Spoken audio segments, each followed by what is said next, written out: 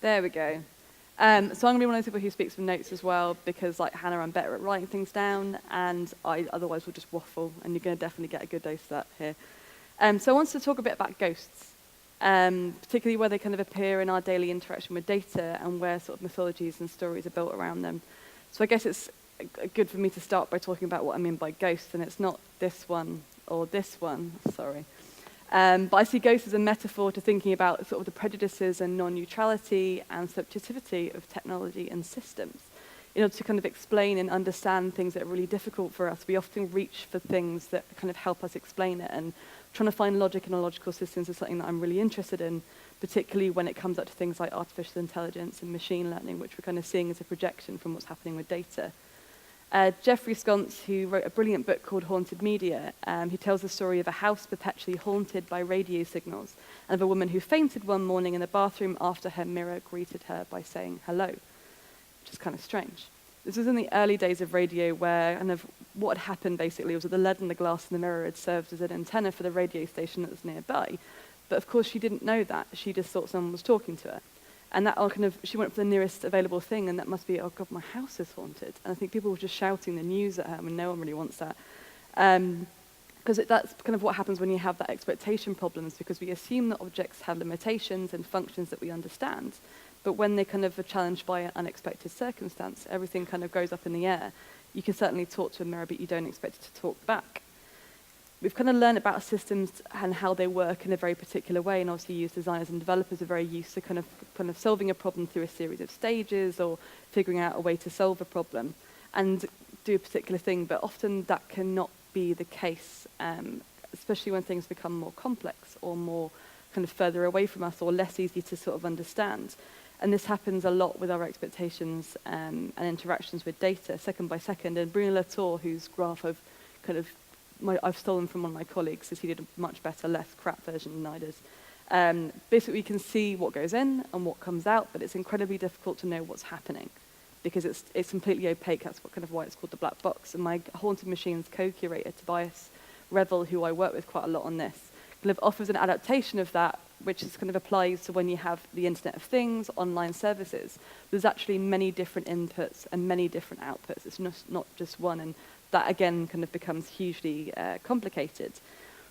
Now, this inability to see where your data is going can reconstruct versions of you that you perhaps don't recognize, whether it be kind of recent interactions on eBay or Amazon that show you things that you don't want, to the much darker effects with individuals being outed on Facebook, or pregnancies or even abortions becoming known where they didn't want to be. What was once a search on a family or shared computer to find advice can become a really kind of difficult and potentially dangerous interaction because we aren't sure what our data is doing. Of course, we can kind of read the terms and conditions and attempt to feel reassured, but it isn't really a clear way for us to understand what's going on. And in fact, there aren't really many people who'll tell you what's going on or even know how to begin to explain to you how it goes on. I mean, if you think about how you explain sort of sending a letter, that seems quite simple to most people. I mean, it's still complicated, as everyone knows, when trying to get anything in the post. But trying to explain an email for people, and people go to the most ridiculous conclusions like, it goes into the sky and the cloud. Cloud is not like a place up there. People do think, like my colleague that spoke quite recently, Julian Oliver, was mentioning that like 53% of Americans think that the cloud is in the sky, and it's not them being stupid, it's just because no one's taught them otherwise.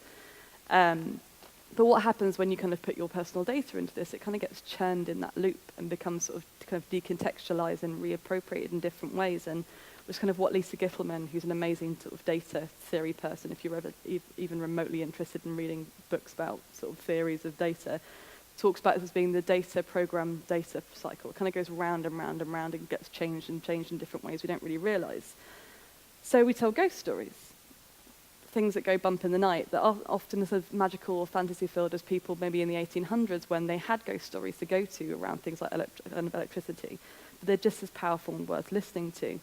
Now, a recent ghost story is one that I found quite interesting around my group of friends and kind of a lot of people that I've been working with, particularly trying to understand what is going on here. So it's a weird phenomenon that's been happening where when you mention a service or a company near your phone, near the microphone, you suddenly, without actually inputting it yourself or putting it down, start to see it appear in your Instagram feed or in your Facebook feed. Has anyone had this recently?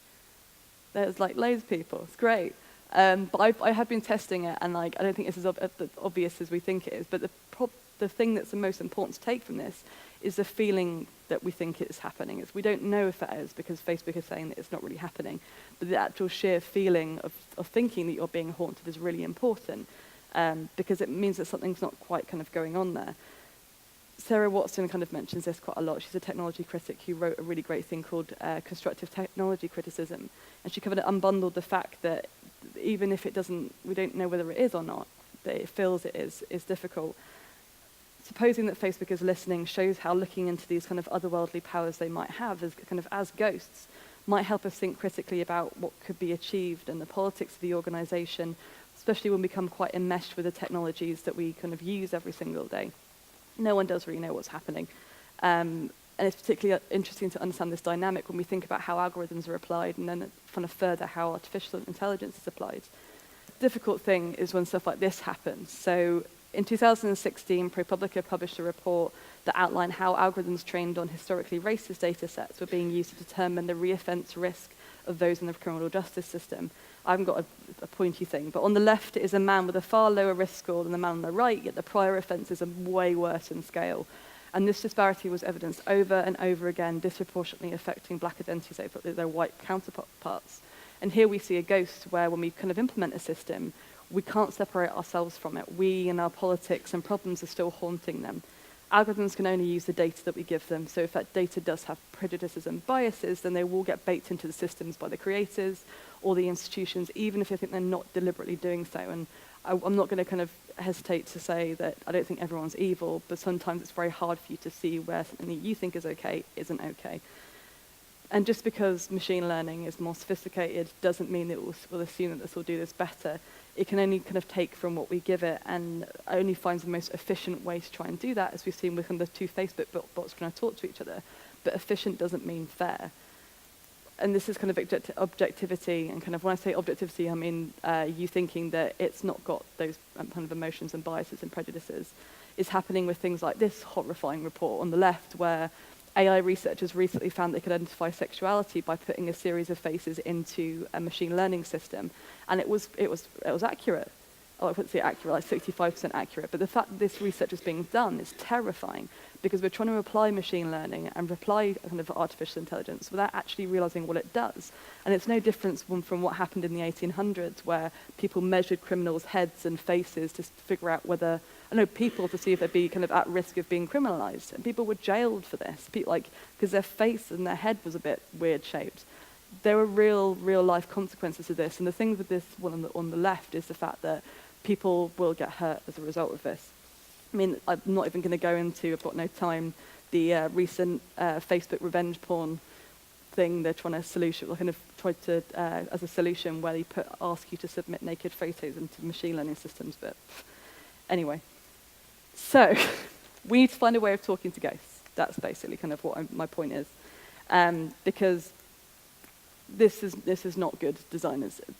This is one of Apple's latest kind of targeting campaigns around one of their iPhones, saying that you're practically magic when you have a device. But I think that kind of pushes us too far away from the problem and kind of makes us think that we are doing the magic when actually we're just the magician's assistant helping the magician look really cool in an iPhone ad. And I work in a museum. I like working in a museum. It's really fun. And a lot of it is talking to people about objects and design and how they live for it today and all of the political and social issues that come with it. And we have this collection called Rapid Response Collecting, which is basically kind of seeing the museum as a site for speculation, not just history. We kind of get objects and we collect them in a very timely fashion immediately and as soon as they kind of come on the market, and try to figure out actually what the political situation is for that and what it might mean for the future of design. And one of these in particular is the Liberator, which is the first 3D printed gun that was distributed by Defence Distributors. Now, this is a file. This is not an object. The file is the thing that we collected. And that file has all of our culture and things kind of enmeshed into it, because the sheer fact that it was seen as a political act by Cody Wilson is enough for us to think it's important that we should be watching it. We're not collecting it because it's beautiful or brilliant or grand. We're collecting it because it's provocative. And it's one thing that we need to bring to the public to get them to talk about it, not just people like us in rooms talking to each other, but having a think about how we can tell these kind of ghost stories of problems with this kind of thing, and maybe hopefully kind of infer or hopefully influence investor design as a result. because we're never going to exercise the database or exercise the problem there is with data, because as Wesley Goatley, an artist I've worked with quite recently, said, the only ghosts in the database are us. Thank you.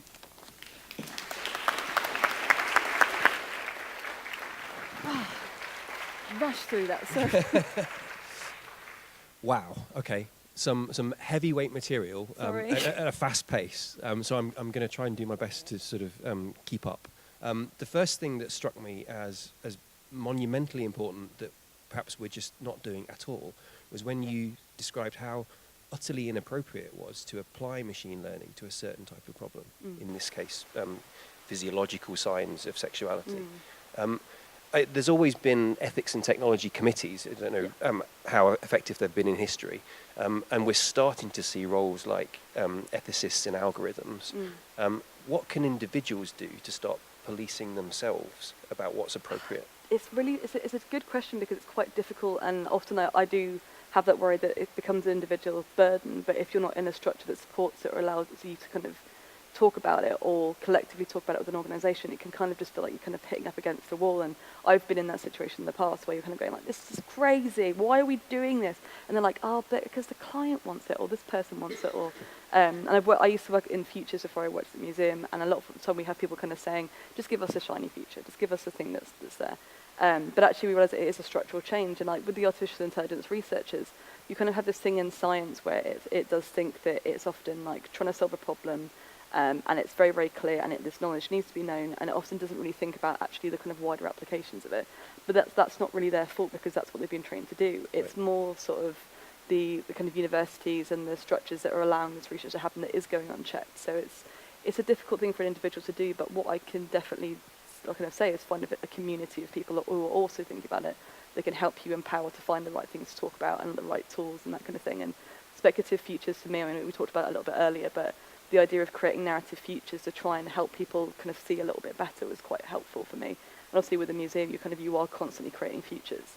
And like talking to a 5-year-old about what they think artificial intelligence is doing is very different than you would who's an actual kind of artificial intelligence researcher. They have very different kind of schemas of knowledge. Yeah. So just asking naive questions is a really good way in. Yeah, I mean, you mentioned, I think, about asking questions. I think that like it's that kind of, what you call it, the toddler approach, where it's like asking why, but the problem is like knowing what questions to ask. Like it's not enough for you to say what's it doing, because like when you say what's it doing, that kind of implies that it has an agency and that it's a thing that knows what it's doing. But it's more kind of figuring out a little bit of a kind of approach. We have a thing in futures called backcasting, which is quite helpful, where you kind of reach an end problem and go, okay, so ultimate destruction of all systems because a rogue AI did this, and then you kind of go back and back and back and kind of think, okay, so what would have been needed to have happened to make that happen, and you kind of extrapolate from that point. Yeah. Yeah. So you imagine the worst ramifications and then try and say. Yeah, I mean, I find dystopias really unhelpful sometimes, in the same way that I find utopias really unhelpful, because they're much more complex than this. And Sarah Watson, who I mentioned earlier, says that we need better stories about AI. I mean, at the moment, we kind of have these kind of ultimate dystopias like Terminator, or we have utopias like literally every fucking Apple, like, to Kickstarter video you ever get. But there's no complexity, and I think that the problem is people don't assume there's complexity, and they don't embrace uncertainty in a way they should do. Because things are never going to go out how you go. They're always going to spin off without you. But acknowledging that uncertainty is a really important thing. Okay, grey area is inelegant, so let's not bother with it. Yeah. Does anybody else want to come in while I'm about to sort of ask the next question about a subject I don't understand? So, yes.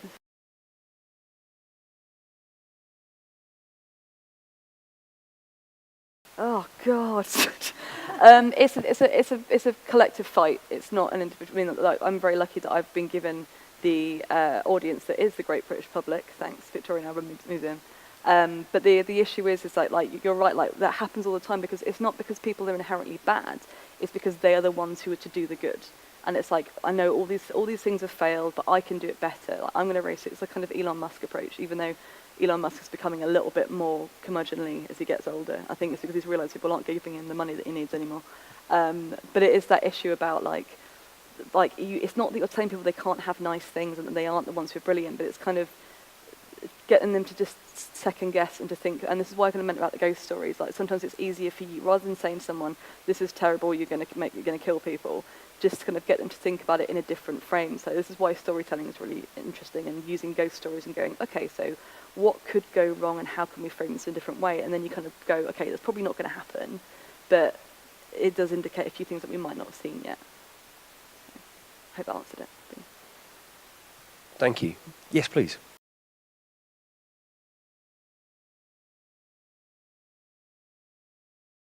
Yeah, I mean, it's a good question, that question of fear, because I think, like, I don't want anyone to think that I hate technology and I hate AI and I hate machine learning, because there's amazing advancements I probably should talk more about in my talks, that, like, in healthcare, so people who have rare diseases, for instance, use machine learning and algorithms in a way that is absolutely astonishing, because it means they can collectively share things and kind of notice correlations and that kind of thing.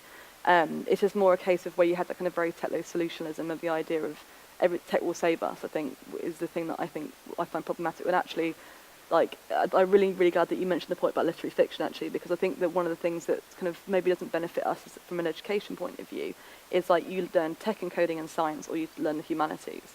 And, like, there needs to be a better enmeshing of, like, this is why it's kind of pulling stories into it. They can be literally about anything. They can be a terrible movie. They can be whatever. But kind of having that more sort of kind of different approach, not seeing them as two different things, because they're inherently cultural, like science is cultural and that kind of thing. But the fear thing is really important, because I don't want to scare anyone, but it's more like acknowledging and like opening up the box and kind of going, okay, so what is there, but like maybe we can find a better kind of, not even solution, but way of thinking about this, like not about solutions and more about figuring shit out. But and that hybridized, more holistic perhaps approach has come out as a theme this afternoon. I'm going to ask one last question, if I may, and it's, I know this was important, and I know that my tiny little brain couldn't wrap itself around it fast enough, so I'm going to ask you to run it by us again. Okay. The picture of the 3D printed gun, yes, and the importance of that was that the file itself had somehow codified some element of society. Yeah, I mean, Cody Wilson's a really weird character. He's a guy who basically said, like, as a reaction against sort of First Amendment, I think not First Amendment, was it First Amendment? What's the one with bearing arms? Second, thank you. Where the idea of like being able to kind of, it says a lot about kind of the idea of like personalized manufacturing and distributing designs online, and the idea that if you kind of print, if you have the ability to kind of, it's kind of like weirdly Marxist and like seizing the means of production, but also super libertarian and weird. Whereas like the ability to print stuff and make anything, it kind of says like, I can make this, I am the controller of my own destiny, that kind of thing. But the problem is with that we, like, guns aren't a technological thing, they are cultural as much as they are about the technology. A lot of it is about like the point of what we think about guns, and if we suddenly think, oh my god, there's files everywhere that who can print on-demand guns, and people who might be able to shouldn't get hold of guns, get them. But it's almost not about that situation, it is literally kind of zooming out and kind of going, okay, so what does this particular object tell us about the future of manufacturing and like design kind of today? And then what do we do for these objects that do have a particular cultural weight, not just technological weight? Because guns are terrifying. Yeah. But when you kind of, I don't know, think about all of the kind of questions we need to ask, like, do we want this? Is this a thing that we should have? What does it mean about kind of, not freedom of speech, but kind of individual rights, about ownership and that kind of thing? Because 3D printing is the whole idea that you can have whatever you want, you can print out your kitchen. What if it's a gun? Yeah. So.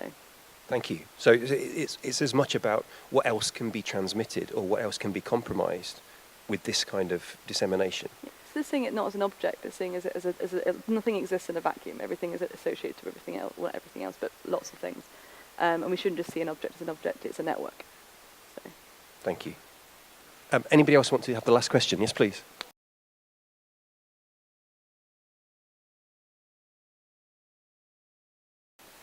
Such a good question. It's one of my favourite things to talk about data visualization, because it's nonsense.